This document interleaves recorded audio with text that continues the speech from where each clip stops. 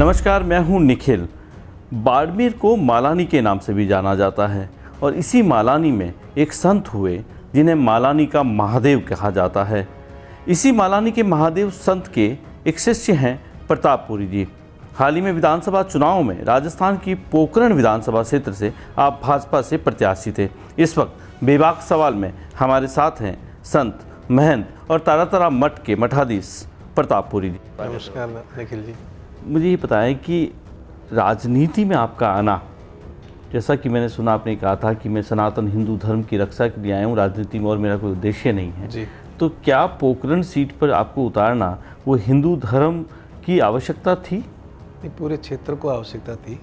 माध्यम पोखरण को बनाया गया था और चूँकि केवल बाड़मेर या जैसलमेर की बात नहीं है, अपन संपूर्ण भारत में बात करें तो ऐसा हमें महसूस होता है कि अच्छे लोगों को आना चाहिए और हमारी संस्कृति, सभ्यता, देश, इसके बारे में अच्छा चिंतन करने वाले लोग आने चाहिए थे। तो कहीं न कहीं ऐसा चयन करने में हमारा भी लोगों ने सोचा होगा कि महाराज जी बोलते भी हैं, विचार भी अच्छे हैं, तो क्यों नहीं महाराज को आगे लाया जाए। जब आपने पोखरण से चुनाव लड़ा था और आप जब वहाँ पर गए होंगे तो वहाँ पर दो विचारधाराएँ थी कि एक तरफ पोखरण सीट पर हिंदू धर्म के तौर पर आप उनका प्रतीक थे, आप महंत हैं, तारातरा मठ आपका बहुत बड़ा मठ रहा है। दूसरी तरफ एक मुस्लिम धर्मगुरु हैं गाजी फ़कीर, उनके बेटे थे। तो वहाँ के लोगों ने किस तरह से लिया था? नहीं, वो पहले से वहाँ राजनीति कर रहे हैं। जैसे उनको लगभग 20 साल से लगातार एक ही परिवार, एक छत्र राज उनका चल रहा है, जो वो धर्मगुरु भी हैं। तो आम जनता के मन में ये आया कि इनके विकल्प में यदि लाया जाए तो संत प्रतापपुरी को लाया जाए, तो ये दोनों एक जैसे हैं। वो संत है, ये फ़कीर है, ये पीर है, और फिर इनका आपसी जो भी होगा अच्छा रहेगा। कैसा अनुभव रहा जब आप तो संत हैं, आप जब जाते हैं लोग बड़ी श्रद्धा से आपके साथ में रहते हैं। जब आप चुनाव लड़ते हैं तो राजनीति में जब कोई संत आता है तो एक परिदृश्य बदल जाता है। आपको क्या बदला हुआ परिदृश्य वहाँ दिखा? नहीं बदला हुआ, श्रद्धा बहुत देखी मैंने।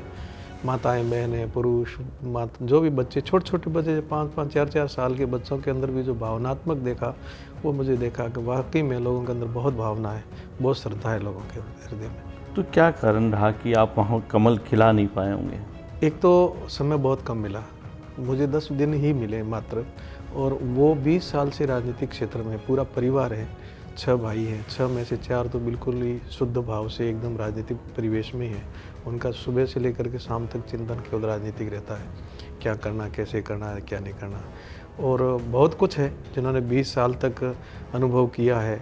उनके बड़े पिताजी भी विराजे हैं, तो उनका अनुभव एक राजनीतिक क्षेत्र में बहुत लंबा अनुभव है। और मैं मात्र 10 दिन के लिए समय लेकर के गया था, और विषम परिस्थितियां हैं। कई क्षेत्र बहुत लंबा चौड़ा है, क्योंकि पूरे देश के सबसे बड़ा जिला माना जाए तो जैसलमेर है, और जैसलमेर में राजस्थान का सबसे बड़ा जिला, देश का बड़ा जिला, और जैसलमेर में मात्र 2 विधानसभा। आप कल्पना कीजिए कि कितना लंबा चौड़ा क्षेत्र हो गया। उस लंबे चौड़े क्षेत्र में फिर जनसंख्या घनत्व बहुत कम है। एक सिटी शहर की विधानसभा हो या जनसंख्या घनत्व ज़्यादा की जो विधानसभा होती है, तो वहाँ तो प्रत्याशी आराम से कवर कर सकता है। पर जहाँ क्षेत्रफल बहुत लंबा है और जनसंख्या कम है, तो उसको पूरी मेहनत करनी। 10 दिन में मैं क्या कर सकता था? उन्होंने 5 साल पहले तैयारियाँ की, 5 साल पहले से और प्लानिंग करते रहे किस प्रकार। 5 साल तो ये, और प्लस 15 साल 20 साल पहले का जो उनका अनुभव है राजनीति में, कौन कहाँ किस प्रकार का आदमी है, किसको कहाँ बिठाना, कैसे जोड़ना, कैसे तोड़ना, जो भी राजनीति में चलता है, तो उनका इतने सालों का अनुभव था। हमारा केवल 5-10 दिन का अनुभव था। क्षेत्र लंबा चौड़ा था, मैं बिल्कुल नया, यहाँ से 250 किलोमीटर दूर जा कर के। जोड़ तोड़ आपको आता नहीं? जोड़ तोड़ मेरे को आता नहीं, अभी भी स्वभाव प्रवृत्ति में नहीं है, और ना ऐसा था, सहज सरल भाव से। और विश्वास था कि वे लोग वाकई में अपने इतनी दूर से जा रहे हैं और अपने को बुलाया है, उन्होंने चला करके कहा कि महाराज आएँ तो हम ये सीट ज़रूर आएगी। तो इस भाव से तो विश्वास के साथ गए थे। फिर भी कहीं हमारी खुद की भी कमी रही होगी, तो बस थोड़ा सा अंतर रहा, कोई ज़्यादा नहीं। आप चूँकि संत हैं, राजनीति से आपका वो ताल्लुक़ नहीं रहा होगा, लेकिन राजनीति में आप एक चीज़ ज़रूर जानते होंगे कि राजनीति में जोड़ तोड़ है। ये पश्चिमी राजस्थान ही है, चुनाव में कई तरह का नशा भी वहाँ पर बढ़ता है जब चुनाव होता है। जब आप चुनाव मैदान पे उतरे थे तो जो कार्यकर्ता थे उनको लगा था यहाँ तो नशा छोड़ने की बात होगी, नशा मिलना तो दूर होगा, तो क्या इसका भी कहीं असर रहा होगा? नहीं, बिल्कुल, मैं खुद भी अवाक हूँ इस बात को लेकर के। वाकई में आप बेबाक प्रश्न उत्तर है, और मैंने कल्पना नहीं की थी न मैंने ऐसे सोचा था, ना मेरा ऐसा मानना था कि इलेक्शनों में बहुत कुछ ऐसा चलता होगा जो अपने मन को नहीं मानता हो। बहुत कुछ ऐसा चलता है जो जोड़ तोड़ कहो या इधर उधर से करने की बात है, वो शुद्ध राजनीतिक नहीं रही। अब नीति से इलेक्शन नहीं जीत सकते, अनीति पर अधिकांश लोग अनीति करके फर्जीवाड़ा दुनिया भर का वोट, बहुत फर्जीवाड़ा, हद से ज़्यादा फर्जीवाड़ा करना, ये करना, वो करना, इधर से उधर करना। अब दिखाने में तो कागजों में दिखाते हैं चुनाव आयोग को कि इतने पैसे ही खर्च करने, बाकी उसे मैं सोचता हूँ कई 100 गुना ज़्यादा लोग पैसे खर्च करते हैं इलेक्शन में, तब जा कर के ये ऐसा होता है सारा। इस बीच में एक चीज़ और है कि आप तो संत हैं, आप प्रवचन देते हैं, उस प्रवचन में आप कहते हैं कि अनीति नहीं होनी चाहिए, किसी के साथ अन्याय नहीं होना चाहिए, किसी के प्रति दुराभाव नहीं होना चाहिए। लेकिन जब आप राजनीति में आए तो इन सब चीज़ों को प्रत्यक्ष देखा होगा। प्रत्यक्ष को देखा, इनको दूर करने के लिए तो गए हैं कि भगवान करे ऐसा कुछ नहीं हो। तो ये होता क्या है, मतदान है। मतदान क्या है, हमारी विचारों का दान है। क्योंकि मैं ये पसंद करता हूँ, आपने एक विचार रखे कि मैं ऐसा काम करना चाहता हूँ, देश के लिए नीति ये बनाना चाहता हूँ, प्रदेश के लिए नीतियाँ ये बनाना चाहते हैं। अब हमारी नीतियाँ ये है, सामने वाले की नीतियाँ हैं। अब जनता में प्रस्तुत करते हैं कि भाई हमारी नीतियाँ ये आपको पसंद है कि नहीं है। तो अब हमें बुद्धि से, विवेक से सोचना कि इसकी नीतियाँ सही है देश के लिए, प्रदेश के लिए अथवा नहीं। प्रत्याशी तो मात्र माध्यम होता है, पार्टी नीतियाँ निर्धारण करती है, उसका फिर बता देगा हम ये करेंगे। तो अब मतदाता है, उसको ये तय करना है कि हाँ इसकी नीतियाँ बिल्कुल सही है और मुझे बुद्धि से मतदान करना है। तो मतदान तो कम हो रहा है, मत को भुनाना ज़्यादा हो रहा है, फ़ायदा लेना। और उसके लिए कई हथकंडे हैं। और तो सब जानते हैं कि किस प्रकार से करते हैं लोगों के अंदर। हकीकत में महोदय जी, मेरा खुद का ऐसा मानना है कि जहाँ त्याग होना चाहिए वहाँ भोग चला गया राजनीति में। और राजनीतिक शुद्धता जो विषय है वो त्याग का है। दो मिथक मिलते हैं मेरे विचार से, एक तो सेवा और एक त्याग। जहाँ कहीं सेवा की आवश्यकता पड़ी तो एक ने त्याग किया कि मैं हूँ ना तुम्हारे लिए सेवा के लिए। वो सब पद, प्रतिष्ठा, मान, सम्मान सब कुछ छोड़ करके अपने को झोंक देता है कि मैं सब कुछ दाव पर लगा करके आपके साथ में खड़ा हूँ।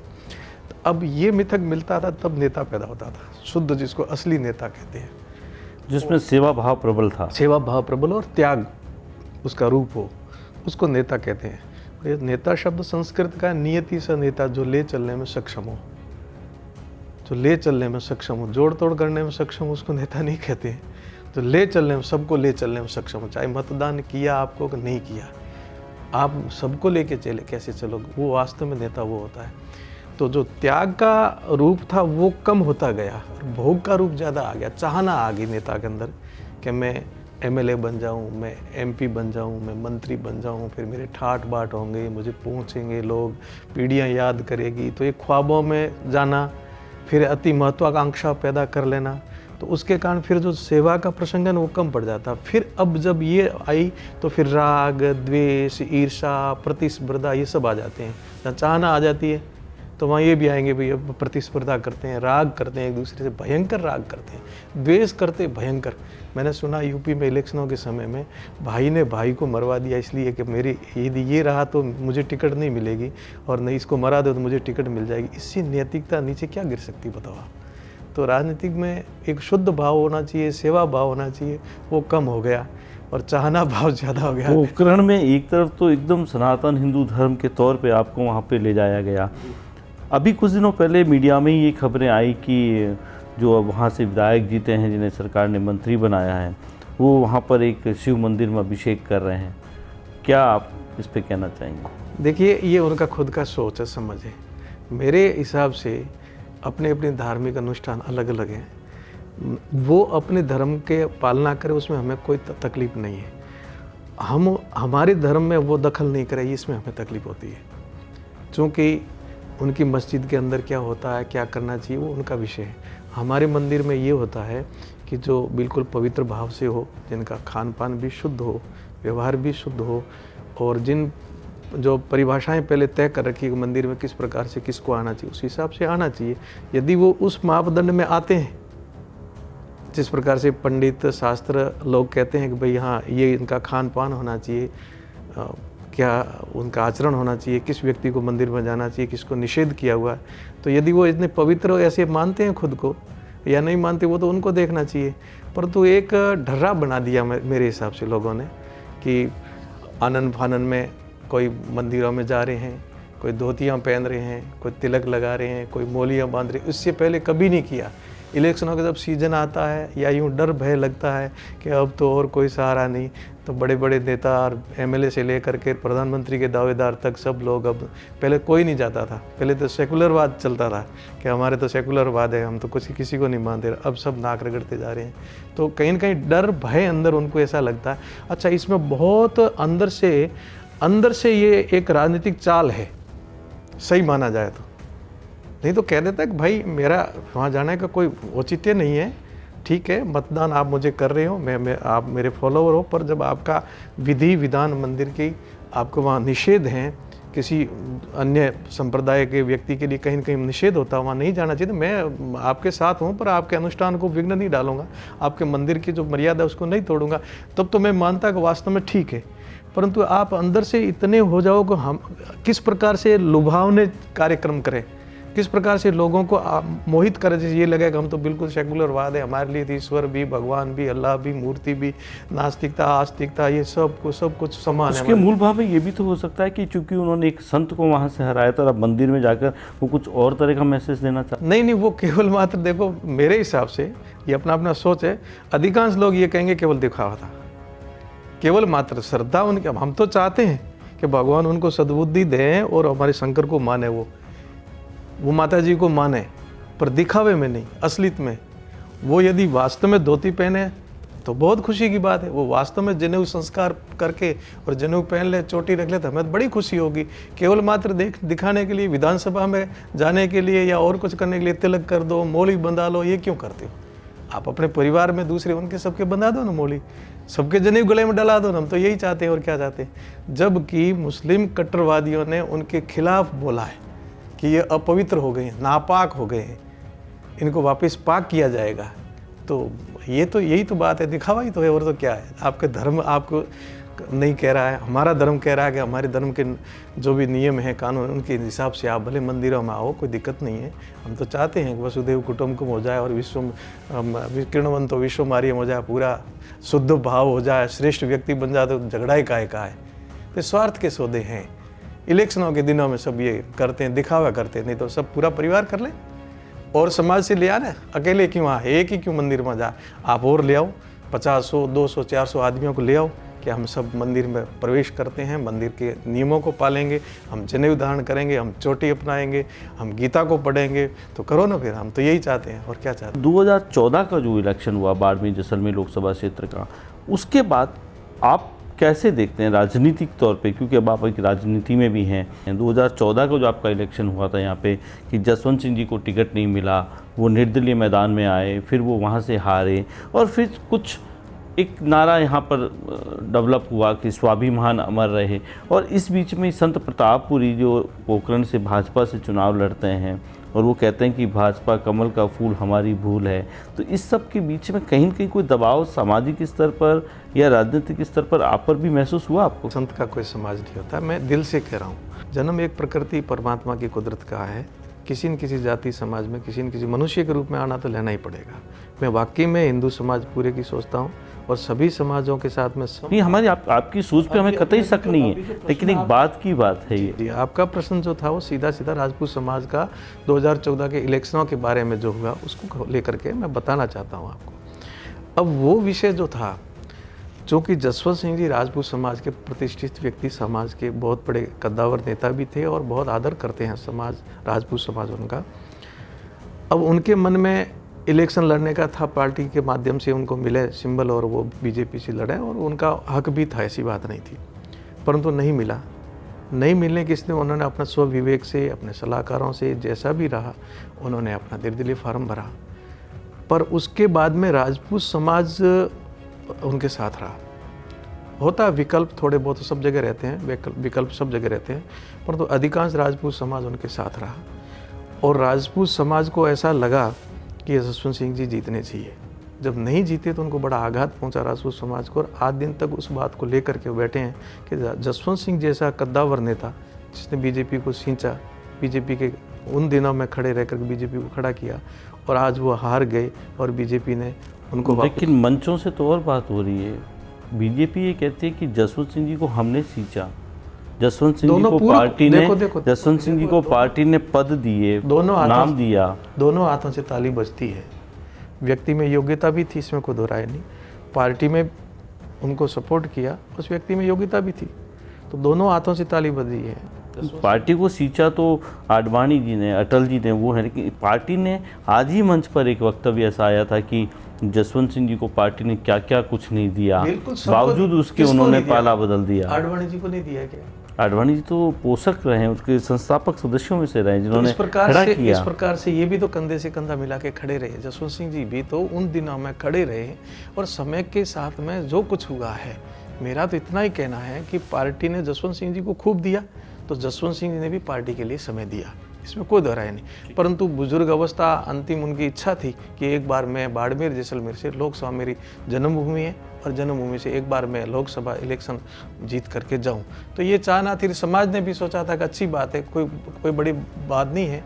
तो उस समय पार्टी ने निर्णय नहीं लिया, तो जरूर समाज को थोड़ा आघात लगा कि एक हमारे कद्दावर नेता, राजपूत समाज के बुजुर्ग व्यक्ति, जिसने एक चाहना रखी है एमएलए एमपी सीट के लिए, और पार्टी ने नहीं दिया, तो ये जरूर उनको थोड़ा महसूस हुआ होगा। उसके बाद जो विरोध पैदा हुआ राजपूत समाज में भाजपा को लेकर, उसका असर कहीं कहीं आपकी पोखरण सीट पे भी रहा? ना, पोखरण पर नहीं रहा, पोखरण पर नहीं रहा। कोई ऐसा विषय भी नहीं था, और आज दिन तक राजपूत समाज में ऐसा कोई विषय नहीं मेरे प्रति, या और यूँ लेकर के भी बाप जी वहाँ खड़े हुए हैं और अपना वहाँ स्वाभिमान का प्रसंग चला है, अथवा अपन बाप जी के साथ नहीं रहे, ऐसा कुछ प्रश्न। लेकिन मैं बिल्कुल राजनीतिक तौर पे आपसे एक सवाल जानना चाहूँगा कि जब जसवंत सिंह जी ने चुनाव लड़ा, और यहाँ के वो राजपूत जिन्होंने पार्टी का साथ नहीं छोड़ा, समाज में और उन राजपूत लोगों के बीच में एक दूरियां बढ़ी, क्या ये सही है?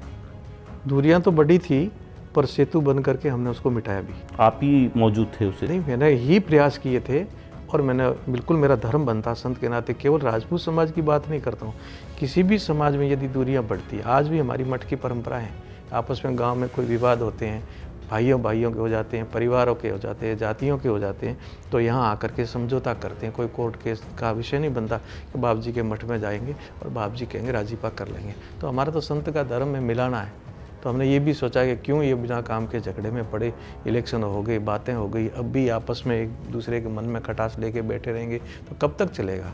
ये पीढ़ियाँ यहाँ निकालनी है, एक जाजम पर सब लोगों को बैठना है, रिश्ते नाते इनके यहाँ होने हैं, तो ये अच्छा नहीं है कि एक राजनीतिक प्रसंग को लेकर के सामाजिक दरार कहीं दिखनी चाहिए। तो हम सफल भी हुए, और बिल्कुल मुझे बहुत खुशी इस बात की कि जो भी थे सब एक जाजम पर बैठे, बड़े गले मिले, बहुत आराम से अंतरंग जो भी द्वेष था या भावना शंकाएँ थी, कोई कहीं न कहीं वहम था, भ्रम था, वो सब टूटा लोगों का। बहुत अच्छा लगा मुझे।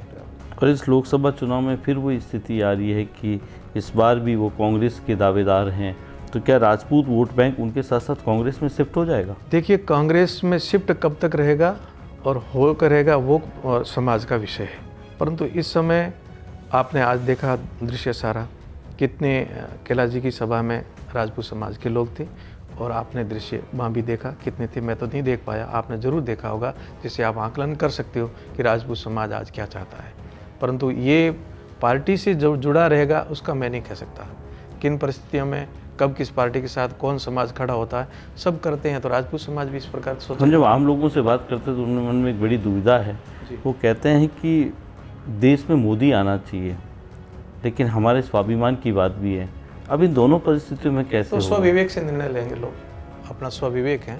बहुत जगह हुए जागरूक लोग हैं, आज से 20-25 साल की पहले की बातें थी, तब अपना सर्वसम्मति से किसी को भी बना लेते थे। बड़ा बुजुर्ग जो भी कहता था, गांव के मुखिया कहते थे, मान करके उसको बना लेते थे। आज वो स्थितियां नहीं है, व्यक्ति अपने दिमाग से भी सोचता है कि मुझे किसको मतदान करना है। आप इस सीट पे, लोकसभा सीट पर, आपको क्या लगता है कि किस तरह से आपकी पार्टी जो है वो एक अच्छा स्टैंड ले पाएगी और एक विनिंग सिचुएशन की तरफ जाएगी? देखिए, जो प्रत्याशी है उसकी छवि अच्छी है, और वो संस्कारी है, बहुत अच्छे उसके अंदर गुण हैं, और पिछला उसका जो कार्यकाल है विधायक का वो भी बहुत अच्छा है, ईमानदार भी है, मेहनती भी है।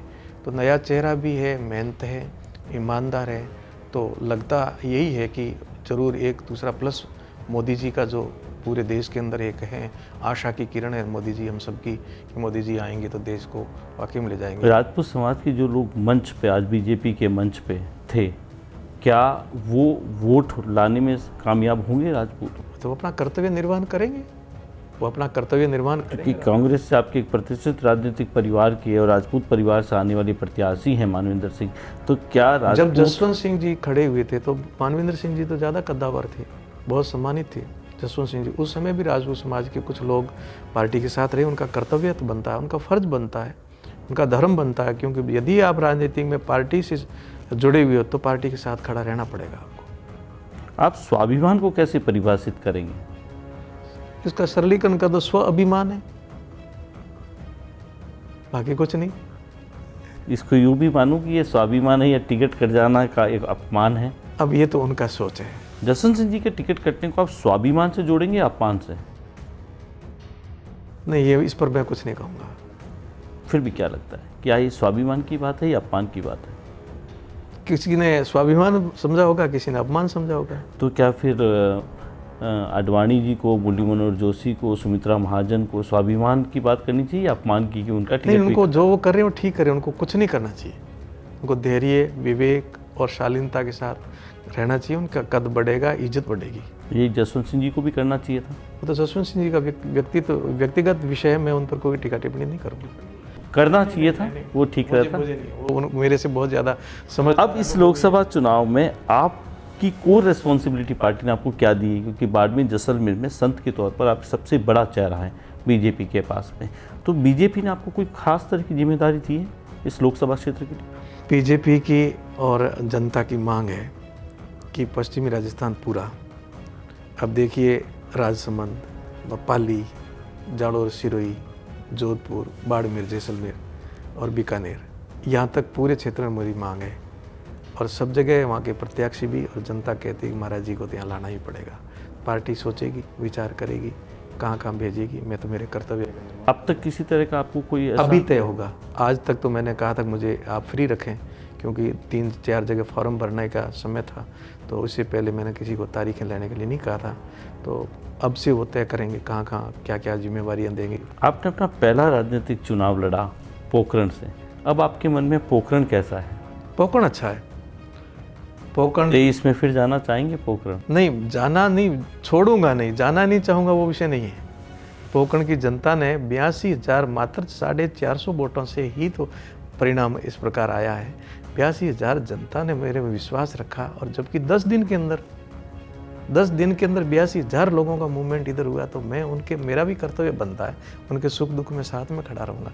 ये नहीं कि मैं इलेक्शन लड़ने के लिए या वहाँ फिर उतर प्रत्याशी बनूँ, पर मेरा कर्तव्य बनता है, मेरा फर्ज बनता है। मैं यहाँ जिस प्रकार मेरा कर्तव्य निर्वहन कर रहा हूँ वहाँ भी करूँगा। राजनीति में सफलता पाने के लिए आप भी अब जोड़ तोड़ सीखना चाहेंगे? नहीं, मैं जोड़ तोड़ से दूर रहना चाहता हूँ, जनता का दिल जीतना चाहता हूँ।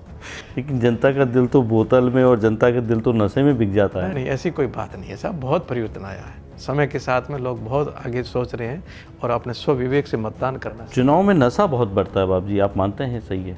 नहीं, बढ़ता है ऐसा कुछ नहीं है। प्रतिशत सब प्रकार के लोगों का रहता है, सब प्रकार के प्रतिशत सब प्रकार के लोग अच्छे लोग हैं जो अपने पैसे खर्च करते हैं, अपने साधन लगाते हैं, अपनी गाड़ी डीजल सब लगा करके मतदान करते, प्रत्याशी को पता भी नहीं चलने देते कि हम आपके लिए ये कर रहे हैं। ऐसे भी तो मतदाता है, और कुछ मतदाता ऐसे भी है जो आप कह रहे हैं ऐसे भी है।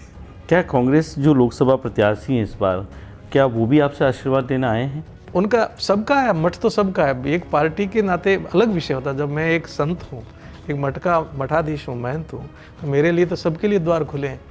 क्या वो आए हैं आपके पास? हाँ, आएंगे, बिल्कुल आएंगे। आएंगे, अब तक आए हैं? उनके परिवार के सदस्य आ गए, वो भी आ जाएंगे, उनको समय मिलेगा तब वो भी आ जाएंगे। और सबके लिए मैं तो कहता हूँ वसुंधरा जी भी आए, अशोक जी भी आए। तो ये धर्म स्थान है, ये राजनीतिक मेरा व्यक्तिगत चिंतन है। मठ धार्मिक है और सार्वजनिक है। मैं व्यक्तिगत किन विचारधारा का हूँ वो मेरा व्यक्तिगत विषय है, पर यहाँ आने पर मैं सबका सम्मान करता हूँ और सबकी इज्जत करता हूँ। जो आएगा उसका स्वागत है। लेकिन जब प्रतापपुरी जी अब राजनीति में एक स्टार कैंपेनर बन जाएंगे, एक स्टार प्रचारक हो जाएंगे, तो क्या उन पुराने लोगों को नहीं लगता कि कहीं कहीं वो बोने हो जाएंगे? हैं जी, उनको ये नहीं लगता वो बोने हो जाएंगे आपके साथ? लेकिन उनको खुशी होनी चाहिए कि एक आदमी मिल रहा है उनको। मेरे हिसाब से तो मैं भी खुश होता हूँ। मैं तो तलाश कर रहा हूँ कोई मेरे से भी अच्छा हो, कोई हम ऐसा प्रयास करें जो हमसे भी अच्छे तैयार हो। हमारा फर्ज तो यही है। देखिए, आप संत हैं, आप त्यागना जानते हैं, बिल्कुल। लेकिन राजनीति में त्यागना नहीं, अपनाना होता है। ये गलत तो बात है। कैसे होगा फिर मेल मैं इसका? तो यही तैयारी करूंगा, मैं यही लोगों को सिखाऊंगा, छोड़ो मत चिपके रहो, तैयार करो, आप अपने फॉलोअर बनाओ, तुरंत बनाओ, आप फिर जाकर और करो, कुछ दूसरे को तैयार करो। अच्छा, एक चीज़ यहाँ कहा जाता है, लोग ये कहते हैं कि जो आपके गुरु थे आपके, जो मोहनपुरी जी, उन्होंने कभी आपको कहा था कि राजनीति के तौर पर आपको अपना जीवन शुरू नहीं करना चाहिए। क्या बात सही है ये क्या? बिल्कुल झूठी अफवाह है। बाप जी ने मुझे प्रेरित किया था, ये मैं बिल्कुल सत्य कह रहा हूँ, ये झूठी अफवाह फैलाई जा रही है। हुआ क्या था, वसुंधरा जी यहाँ पूछने आए थे कि बाप जी प्रताप जी को इजाज़त दो इलेक्शन लड़ने के लिए। तो बाप जी ने कहा कि थोड़े रुको आप, अभी इतना ही कहा था कि अभी नहीं, रुको, समय आने पर, न कि मना किया। जबकि गुरुजी, और मैं 5 साल की उम्र से गुरुजी के चरणों में रह रहा हूँ, तो मुझे गुरुजी मेरे कितने निकट थे या मैं गुरुजी के कितना चरणों में था तो मैं जानता हूँ। बिना गुरुजी की इजाज़त, बिना गुरुजी के मैं इतना कैसे कदम उठा लूँगा, और कैसे मैंने सोचा। मेरे विचार भी यदि राजनीति में आए तो गुरुजी की प्रेरणा से आए, गुरुजी ने मुझे प्रेरित किया है, मुझे भी किया, हमारे बड़े चाचा गुरु जगरामपुरी जी को भी एक बार प्रेरित किया था जिला प्रमुख लड़ने के लिए। उनको भी कहा कि जिला प्रमुख लड़ाएंगे आपको, एमएलए लड़ाएंगे, पर वो समय के साथ में जो भी आया है, प्रति लोगों ने अफवाह फैला रखी है। लेकिन इस अफवाह के बाद जब परिणाम आया तब लोगों ने कहा था देखो मोहनपुरी जी जो वचन सिद्ध थे और उनका वचन सिद्ध। ये तो अफवाह है, सच्चाई तो मैं जानता हूँ, गुरुजी जो कहते थे वो जानते हैं, या गुरुजी के पास जो बिल्कुल निकटतम रहते थे भगत लोग, आप जो भी उनके, तो वो जानते हैं कि बाप जी के मन में क्या था। बाप जी राजनीति में परिवर्तन चाहते थे, शुद्धिकरण चाहते थे, राष्ट्र के प्रति बहुत, बाप जी के अंदर बहुत राष्ट्रभक्ति थी भरी हुई, और बहुत उच्च कोटि के योगी भी थे और राष्ट्रभक्ति भी उच्च कोटि के थे। आप चुनाव कैंपेन, अब आपका 29 तारीख को चुनाव है और आप चुनाव की तरफ जा रहे हैं, तो यहाँ स्थिति जो है बाड़मेर में, अब यहाँ पर पार्टी का विजन नहीं है। ऐसा लगता है जैसे दो जातियां आमने सामने लड़ रही हैं, एक तरफ जाट हैं, एक तरफ राजपूत हैं। इस बीच आप एक संत होने के नाते क्या देखिए, देश का दुर्भाग्य है, मैं इस सीधी बात कह रहा हूँ कि राजनीति में जाति आ गई, जबकि राजनीति में जाति नहीं, त्याग और सेवा आनी चाहिए, योग्यता आनी चाहिए। जिन जातियों के कम वोट हैं और उस जाति का कोई बहुत प्रतिभावान व्यक्ति है, वो राजनीति में जाए तो कैसे जाए, उसके पीछे फॉलोवर उसकी जाति के बहुत कम वोट है। तो ये देश के लिए दुर्भाग्य है, और ऐसा है नहीं, कम जाति के लोग भी राज करते हैं। मोदी जी की बहुत सारी जातिगत फॉलोवर नहीं है, पर प्रधानमंत्री है तो व्यक्ति अपनी योग्यता के अनुसार गए हैं। अशोक जी गहलोत यदि मुख्यमंत्री बने हैं तो कोई माली समाज का बहुत बड़ा वो नहीं है जिसके कारण उनके व्यक्तिगत कारणों से बने होंगे। और भी कई व्यक्ति जिन्होंने अपनी बुलंदियों को छुआ है, परंतु जो टिकटों का बंटवारा होता है उसमें जातिकरण समीकरण देख करके जो पार्टियां करती, ये अच्छी बात नहीं है, ये अच्छी बात नहीं है। और ये कहा जाए तो जातिवाद बढ़ावा ही राजनीति के कारण हो रहा है, राजनीति के कारण ही जातिवाद फैल रहा है। ये तो नहीं होता। तो क्यों भाई आप इस प्रकार टिकटें ही क्यों दो कि जाति के समीकरण दिखते हैं कि यहाँ कौन सी जाति के वोटर ज़्यादा है, किस व्यक्ति के पीछे कौन सी जाति के लोग हैं, फिर इसको टिकट, तो योग्य व्यक्ति का क्या हाल होगा बताओ। आप जब प्रवचन देते हैं कि आप सही रास्ते पे चलिए, नशे को छोड़िए, किसी के प्रति दुराभाव मत रखिए, लेकिन फिर भी राजनीति में ये सब कुछ होता है, तो क्यों? व्यक्ति के स्वभाव है और संगत का, क्यों ना संत की मान ली जाए सत्य। भाई ऐसा है, संगत सार अनेक फलक है, सत्संगति किम न करोति पुंसाम, संसर्ग जात दोष गुणा भवंती। संग के कारण दोष और गुण आ जाते हैं।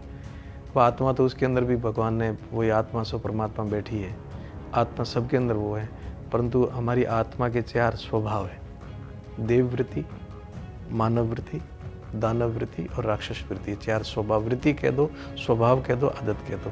ये चारों जो स्वभाव है, देव जैसा स्वभाव, मनुष्य जैसा स्वभाव, दानव जैसा और राक्षस जैसा, ये कब जगते हैं? जैसे का हम संग करते हैं। जैसे व्यक्ति का हम संग करेंगे वो हमारी विचारधारा प्रबल हो जाएगी, फिर उसको हम करने लग जाएंगे। देव पुरुष का संग करेंगे, संत का संग करेंगे, विद्वान का संग करेंगे, तो हम भी उस प्रकार के सोचेंगे। हम कोर्ट में दिन रात बैठेंगे तो वकीलों के जो होंगे वो कानून कायदे हमारे दिमाग में होंगे। व्यापारी के साथ बैठेंगे वो करेंगे, नेता के साथ उठेंगे बैठेंगे तो नेता वाले वो हमारे विचार रहेंगे। तो कुल मिला करके ये हम तो यही चाहते हैं कि भाई परिवर्तन हो, तो वाकई में आदमी के अंदर आदमीपना है, मनुष्यपना वो जागे। तो लगता है कि इस थार रेगिस्तान के अंदर आने वाले दिनों में न सिर्फ नेताओं में बल्कि मतदाताओं में भी एक राजनीतिक शुद्धिकरण होगा। हमारा तो ये फर्ज रहेगा, चाहे हम राजनीति करें या ना करें। राजनीति का मतलब हमें कहीं प्रत्याशी बने या नहीं बने, पर हमारा जो प्रयास है वो यही रहे, ये भगवान वो दिन आए कि लोग वाकई में एक बहुत अच्छा जीवन जिए, खुद को महसूस करें कि मैं ठीक जी रहा हूँ, मैं अच्छे कामों में अपना जीवन व्यतीत कर रहा हूँ। और अच्छे कामों, कितना दिन जीना है, चंद दिन जीना है, तो अच्छे कामों में अपना समय क्यों नहीं खर्च करूं? या आपा धापी, तेरी मेरी, ये पटका पटकी, ईर्ष्या राग द्वेष में क्यों मेरा जीवन को बर्बाद करूं? तो जनता भी सन्मार्ग पर चले और नेता भी सन्मार्ग पर चले, हम तो यही चाहेंगे। इन बाबू जी, राजनीति में जो स्वार्थ है, उस स्वार्थ के आगे कई बार स्वाभिमान डगमगा जाता है, आप मानते हैं ये बात? स्वार्थ में तो बड़े बड़ा लोगों के पैर फिसलते हैं, इसमें कोई दो राय नहीं, परंतु आत्ममंथन करना पड़ता है, देखना पड़ता है खुद को कि मैं ये करूँगा तो क्या होगा, क्या फ़ायदा इसका। मैं अपने स्वार्थ के कारण किसी का गला घोट दूँगा, किसी को ख़त्म कर दूँगा, किसी को बर्बाद कर दूँगा, किसी को नष्ट कर दूँगा, तो क्या फ़ायदा हो जाएगा? क्या ले लेगा तू बन के? चलो मेरे को इसने वोट नहीं दिए, चलो ये मेरे पक्ष में नहीं रहा, तो मैं इसको यूँ कर दूँ, इसकी पलटी करके वहाँ नहीं, ऐसी एक बात आई थी पिछली 2014 में जब इलेक्शन हुआ, जिन राजपूतों ने जसवंत सिंह जी का साथ नहीं दिया गया, तो शायद ये कहा गया था कि अब इन परिवारों से हमारा कोई संबंध नहीं रहेगा और हम इनके साथ उठना बैठना नहीं करेंगे।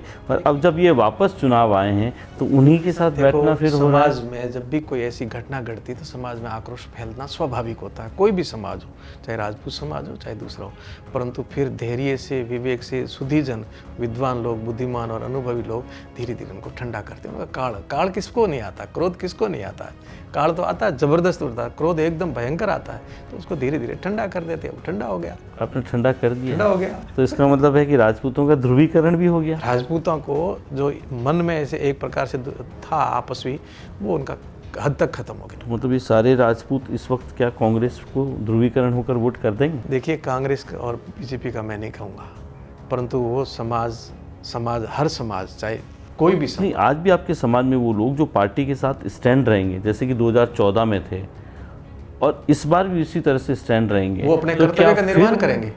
पिछली बार भी किया था उन्होंने, करेंगे तो कोई बात नहीं, पिछली बार भी किया था, करेंगे तो कोई बात। तब उन्हें क्यों नाराजगी हुई इनके प्रति, क्यों उनके प्रति दुराभाव? प्रथम बार थी, पहला प्रयास था, जसवंत सिंह जी के प्रति भावना थी लोगों की, और इसलिए ऐसा हुआ।